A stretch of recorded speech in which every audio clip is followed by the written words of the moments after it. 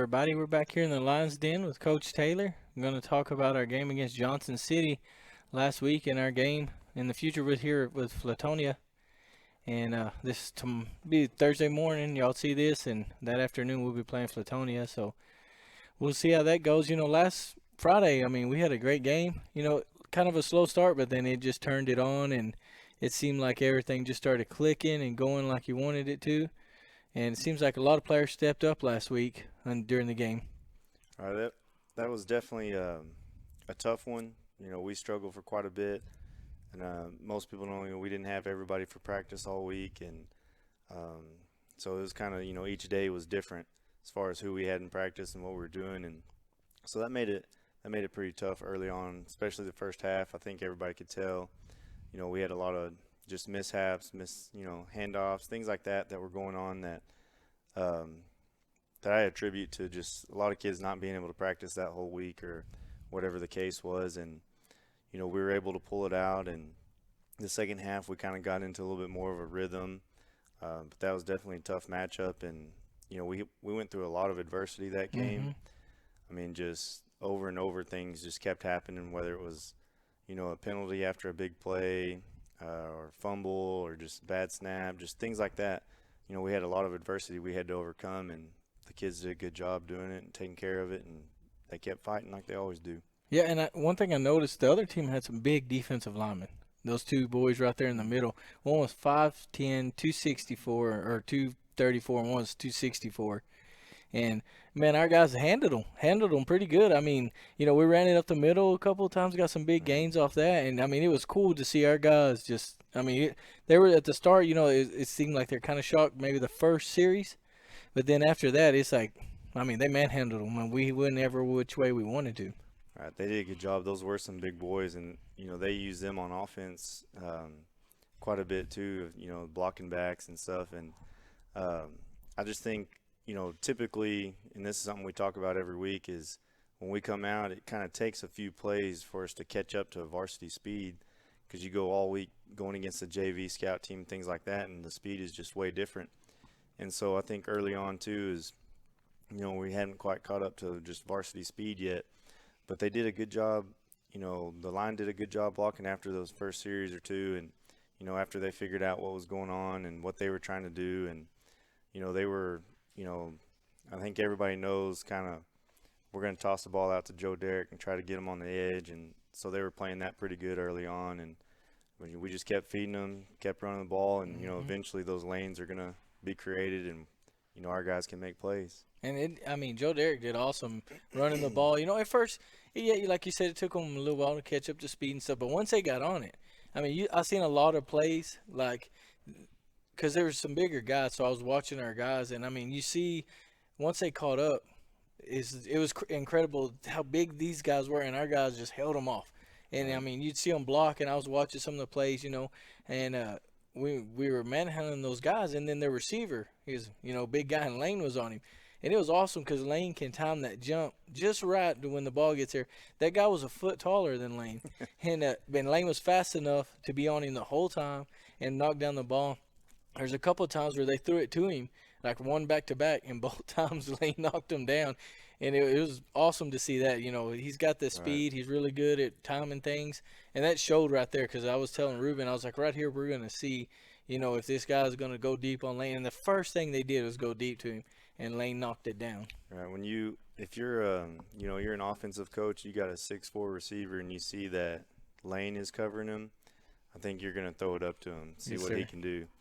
And Lane just did an excellent job of staying in position. He's very disciplined at the corner spot to where, he's going to stay with the receiver no matter what. He's not going to keep his eyes in the backfield and peek and, and lose him. And so he was always in position. And so when that ball got there, he can help make a play on it regardless of how big that guy was. And he did a heck of a job. And Joe Derrick did a lot of defensive plays when he come from secondary, and he made a lot of plays in the backfield. And I noticed that because you would see it going, the play going, and all of a sudden out of nowhere he'd come from secondary, and it hit you or hit the other guys. And we got the highlight video. We can watch and go through some plays with that so everybody can see what we're talking about and everything.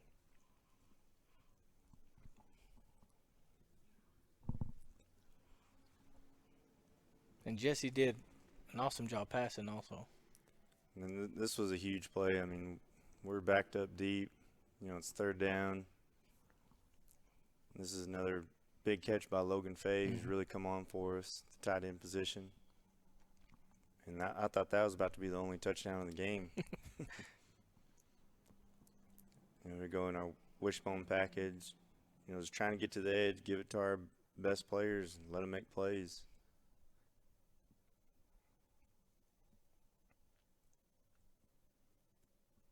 I think we had a good mix of our spread and wishbone package against them Friday night. That was a screen to Joe Derrick. Anytime we can get him the ball, we feel like, we have a chance at a good play. And he's a tough runner. Mm-hmm. He doesn't go down very easy. That was a big run right there. That was awesome.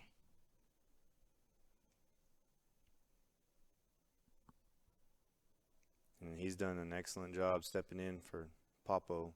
We still miss Popo. Joe Derrick's done a great job stepping in for him.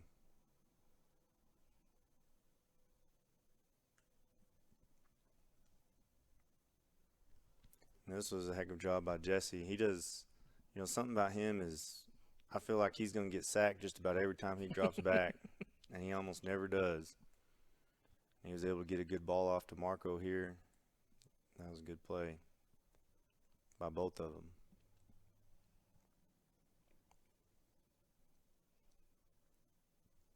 There's Joe Derrick again. This is a heck of a job by Aaron Martinez out there lead blocking. Look at him way down the field running like he's about as fast as Joe.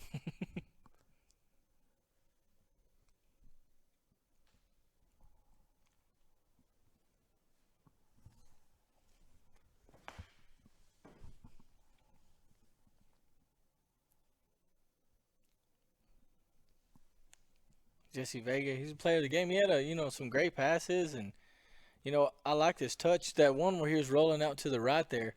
I was worried about it too. I was watching him look downfield, and I was thinking for sure he's either gonna try to cut it, he's gonna run with it, get sacked, and out of nowhere he throws it across field, and he hits Marco right on the money for a touch. And that was a great throw and catch by him and Marco. Well, that made me really nervous. Yeah. Whenever he's rolling away and he kind of throws it back to the middle, I'm just like, oh man. See, they always told me that's a no-no. That as a no-no. quarterback. It is. I never played quarterback, but I would hear them tell the quarterbacks, don't do that again. I guess if you got a guy down the field wide open and you can connect, I guess it's all right. Yes, sir. Yes. Yeah, we didn't complain afterwards, that's for sure.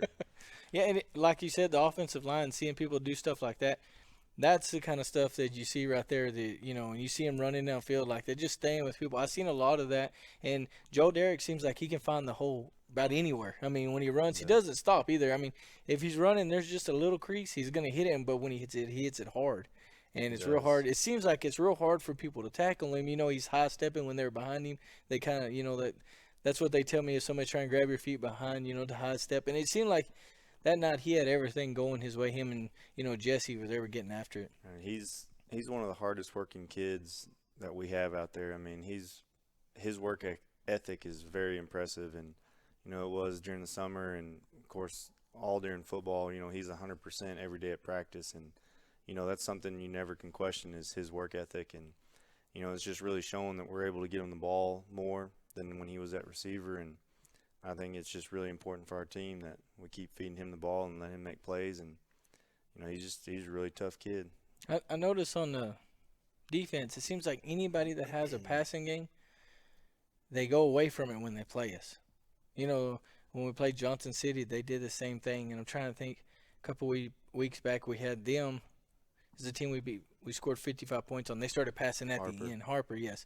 But it seems like anybody that has a passing, it just seems like they go away from it. They may try a couple of times and we have it completely covered up, and they just completely forget about it. The secondary have done an excellent job really all year. I know we've given up some touchdowns, and we gave up that one to Mason right before the half, which was a killer. But for the most part, they've done a really good job of being disciplined and staying with their guys. And whenever they throw that short stuff, Joe Derrick's always there to knock their head off usually. And so that's always been, a great thing for us to have that. And at the same time, you know, when they're dropping back to throw the ball, we've got some good D linemen that get a really good pass rush, and so it's hard for them to sit back there and just throw the ball. Because I know, you know, especially Manny Venegas, you know, he's hunting. He's just dying to have a sack every game, and so he's getting after that quarterback. I noticed one Friday night when the ends would kind of come into the quarterbacks, it seemed like, and I even got the binoculars out and watched a couple plays. They had a hold of the shoulder pads right here in the front. You could tell it because Emmanuel would beat that offensive lineman every snap, and he would reach out. But Emmanuel still, both defensive end I guess Charles Childress on one play, they were both, I mean, right there on the quarterback. He just had to get rid of it pretty quick. And it looked frustrating. I was getting frustrated just watching them because it seemed like they would just kind of hook the inside of the shirt and kind of hang on them a little bit. Yeah, you can always kind of tell when they get off the edge and their shoulders start turning, their bodies start turning a little bit. You can kind of tell there's some holding going on, but you know it's definitely not always going to get called. And that's something we always tell them. Is like, you know, they're not going to throw a flag every time or at all. You still got to be able to make a play. Mm-hmm. But that is very frustrating because, you know, it's something we see all the time. It does because our defensive linemen are very fast. They I are. noticed that because when they snap the ball, our guys are already. You could see all the offensive linemen on the edge turn. I mean, they are not back in time. They're trying to catch up to them, and it seems like Manuel he gets back there a lot. And then they'll have the other guys getting back there. Carlos to get back there. And it just seems like our speed on defense surprises them a lot. I think that's why, like me and Ruben always talk about when the defense, like if the other team gets a ball at the start of the game, I think they're always surprised of our speed of our defense because it seems like, that first series, they don't know what's going on, the offense. They're like, whoa, and it just seems like they go away from their basics of what they started to trying to do something else. And then, we've seen a lot of people try to trick plays against us. And none of them really work, but it seems like they go to that route pretty quick. And that's something that we really like is the overall team speed that we have, and especially on defense, and that goes back to what I was talking about with the beginning of a game. You kind of are a little bit slower to start because you've been playing a JV all week, and that's why we always try to start on defense because we feel like for whatever reason defensively that doesn't usually happen. It's usually when you're on offense first. So when you're kind of slow to start, you're not ready for that varsity speed. And I don't know what the reason is for that, but we've always tried to go defense first and try to get a 3 and out or, turnover or whatever, and get the ball back. And then it seems like everybody's ready to go after that. But that team speed's been huge. And there's times when I think the offense is about to have a huge play, and then they only get 3 or 4 yards or 5 yards or whatever it is. And, our guys do an excellent job with pursuing, and, we do our pursuit drill every week. And I don't know, the kids are just really bought in. We've always told them, your commitment to the team is directly related to how close you are to the ball every play. And it's almost all of them are there all the time. It's great. Yeah, we've noticed that the change in our football players. We've seen that like in the start of the game, we only scored 1 touchdown. Nobody hung their head. They just kept going and kept going and kept going, and they started getting more in. Next thing you know, we're up big. But you can see the change in their attitude. All the kids, you can see they have more commitment, like you said, like they've really bought into it. And I've noticed that from a lot of the kids, from the way they've acted from last year, and it's completely different. It's a completely different team, and they seem to try harder. Well, I know there was several chances Johnson City got down there and had a chance to score. I mean, they got in the red zone so many times it seemed like, and we were able to hold them. And and it's so hard, especially for a high school team, to really step it up when they get into the red zone, 1st and 10, 1st and goal, whatever, to step it up for 4 plays, and keep them out of the end zone. That's tough. And that's something else that we say, it's okay to bend a little bit, but we don't break. And Coach Green's always yelling that at them, and, don't break, don't break. And, I mean, they did an excellent job because it could have easily have been 21-6 at halftime or something just because they got into the red zone so many times. But the kids did a great job, and, and it's kind of demoralizing that you get driven on, and it's hard to just step up and stop them. I mean, it takes a lot, and they've done an excellent job of that, just to keep fighting and stay strong. They've done a great job. On some of those short passes, were y'all giving those short passes Just how kind We of the weren't. outs. Some of them weren't. We gave a little bit too much cushion on some of them, Hmm. but for the most part, we were going to let them throw that kind of stuff and try to keep them from No, throwing it too deep on us. yes, and it worked out great because their secondary, as soon as they caught the ball, if it was short, they hit them. I mean, there's a lot Right. of times where they have a design route where they're going to stop right there. And the secondary, they did try that stop and go one time on Lane, and he didn't fall for it, and it was good. But they ran that a couple of times, and then we stopped them as soon as they caught the ball. They didn't get a big gain, maybe 3 or 4 yards, maybe 5, and then they go that deep route, and they didn't. I mean, our secondary really has been strong this year, and that's one thing that I've always thought because you see these games. We played a lot of teams that start to pass that have good, like their quarterback. For John City's a pretty big boy and he could throw some pretty big receivers, and they just went away from it after a while. They were trying to pass and we just shut it down. And that's one big thing. I think it's more of a mental thing against other teams because I think we beat them down so much mentally that when it comes to it, they're just like, I don't know what to call. I don't know, what they're going to run at us. Right. And I think that's awesome. I think that's a huge thing that we have as a mental game. Yeah, that's big. And when you see, the other opponent or whatever, when you see him trying so many different things on offense, it can be frustrating sometimes because you don't know what's about to happen. But for the most part, it's they're having to do, anything and everything, trying to figure stuff out, and that's hard on their kids. So that it's going to help us out because their kids are struggling. Hmm. They're overthinking things or whatever. And I've seen where they've tried some crazy stuff at us, and at that moment I panic because I'm like, but our guys seem to adjust. I mean, I see other teams nowhere adjust like that, that quick, that fast on the fly, just go with it. I mean, because you see they kind of do some trick plays here and there, and it seems like our guys just read it. I mean, the whole way they key on these people, and it's just because at first I'm like, oh no, and then they come away with a tackle for a loss or something. I know exactly what you're talking about. There's several times when it's at the snap of the ball, I'm thinking, oh great, they got us, and then either nothing happens, tackle for a loss, gain a yard, something, and you're just like, ooh, man. But it's, defensively, we've stayed, I mean, very, very simple. We try to do a lot of things against Wink and Big Lake, things that Coach Green and I have been able to do in the past, and, they just didn't work at all, and we had a really hard time with it, and we could tell the kids had a really hard time with it. And so we just, we said, don't even worry about any of that stuff anymore. Keep it very simple. I mean, we make almost zero calls each game, really. And there's a few things that the kids will call out there based on what they're doing, but keep it very simple so that we can just play fast, fly around, read your keys, get to the football. Yeah, it was an awesome game, and so we'll be playing Flatonia Thursday. Flatonia Flatonia. Bulldogs in San Antonio, Comalander Stadium. So, what kind of offense and defense do they run? Flatonia, they're kind of similar to us as far as offense because they're going to come out in some spread sets like we do. They'll try to run the ball. The quarterback's a pretty good runner. They have two quarterbacks that they'll kind of rotate for the most part, and they'll run the ball. And their skill guys are pretty talented. They're kind of small, but real shifty and elusive, kind of like some of our kids.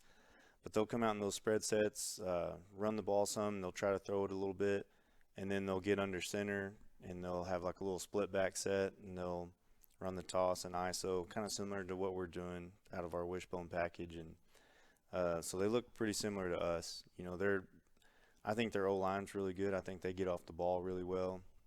They're not overly big or anything like that compared to some of the teams we face, but they get off the ball and they're pretty quick. Their skill guys are kind of young. I think that's going to help a little bit. Quite a bit of sophomores really that are playing in the backfield, but defensively they're in they base out of a 4-3 defense. But they do their outside backers come off the edge quite a bit, so you'll see a lot of guys on the line quite a bit trying to get pressure and stuff. And with what they do defensively, I think we can hurt them with certain things. But I guess we'll find out. We'll find out. Yes, sir. We don't give away no secrets right now, none of that stuff. But yeah, I like when we have matchups like this because we watch people try to. It seems like they try to run the same kind of stuff as. But honestly, I feel like y'all have planned and planned and planned. Like y'all, you can tell when a game comes up because I watch how some of y'all, the players adjust or how the defense does this or the offense does that. You could tell y'all have coached this. Y'all could, and stuff like that's going on. That's one big thing me and Ruben talk about for every game. as I wonder how we're gonna do this, what game plan we're going with, and then we see it, and it seems like, man, you could tell they've watched this, they've watched that, they know everything, watched a lot of film, did a lot of studying, Right. because after a while you start seeing it and seeing it, we start wearing people down, and then we surprise them with other things, or we'll come out one way, and you can tell they weren't expecting us to come out certain ways, and I think it's going to be an exciting game. I think so. It's going to be a good matchup. I think they're a lot better than their record. Of course, they haven't played a full game or a full schedule. They're 4-3. Um, they went 11-2 last year. Had a good run in the playoffs, and it's a really good football team. I think it's going to be a really tough matchup. But I know our kids are excited. They're ready. We'll get after them for sure. Yeah, I think it's going to be a great matchup. I'm excited to see. We just playing a nice stadium, big town, and that's always exciting for the kids and stuff. It is. And there's just certain things that come up, playoff things. I mean, do y'all have any traditions or anything for playoffs, or? I wouldn't say we have any traditions for playoffs more so than just our normal week-to-week superstitions and things like that. And I know the kids always ask about it, and Coach Green is really his big thing is he gets nachos from Poco Taco every game day, and the kids have all been asking about that already, and so we'll make sure we take care of that. And Yes, sir. I think it's just those type of things. I don't think there's anything specific for the playoffs. Yeah, I remember when we'd go to playoffs. My first playoff game in high school, they just put me on kickoff. I was a freshman. I was dreading it so much because they told me about all this, and then I got there and it was exciting because you're in the playoffs, you're in a different stadium, and it feels like a real you're in a Right. big game and stuff. And I think the boys are going to be exciting. Seems like our boys act good under pressure. They react pretty fast and stuff. And I'm just excited to see what y'all got planned this week. It's going to be great. Yeah, it's going to be a good game. We're excited about it. I'd like to thank Ozona National Bank for sponsoring us and this Lions Den. We appreciate everything y'all do. And I guess that's it. We'll see y'all Thursday at the game.